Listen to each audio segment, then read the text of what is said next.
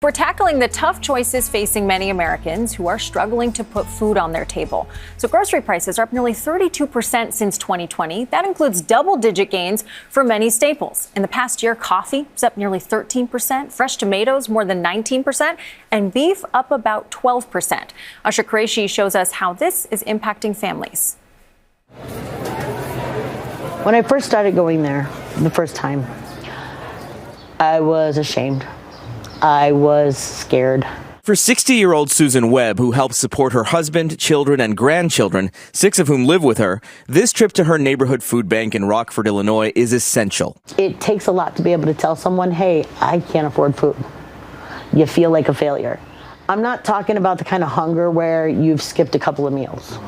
I'm talking about the kind of hunger where you haven't had food for a week and you're wondering what you're going to do. Webb works 2 jobs, selling tickets at an entertainment venue and as the exit attendant at a nearby water park. She still relies on the food bank. Over the past 5 years, grocery prices have jumped 32%, making food affordability a top concern for many Americans. 1 in 10 adults reported relying on buy now, pay later loans to cover their groceries. And like many households across America, Webb has more mouths to feed than ever before. My extended family has moved back in with us because they weren't able to afford their stuff. My daughter's rents went up. She couldn't afford it. She moved in here with us. What would happen to your monthly budget if you didn't have access to this food bank? We just wouldn't eat. We don't have the ability to just go to the grocery store and spend $200-300, which is what it's costing nowadays. That's my whole paycheck.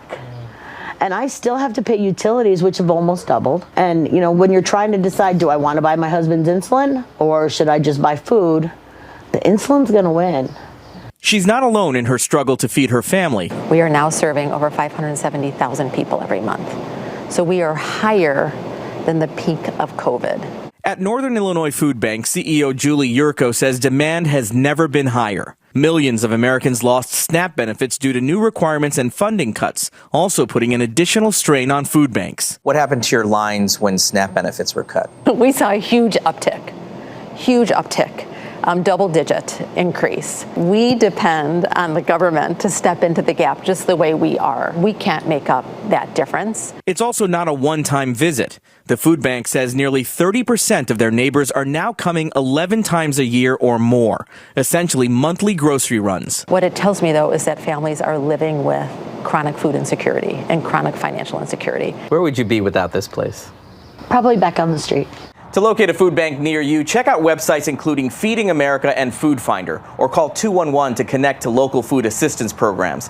Apps like Too Good To Go and Flash Food connect users with restaurants and grocery stores that sell food at a discount.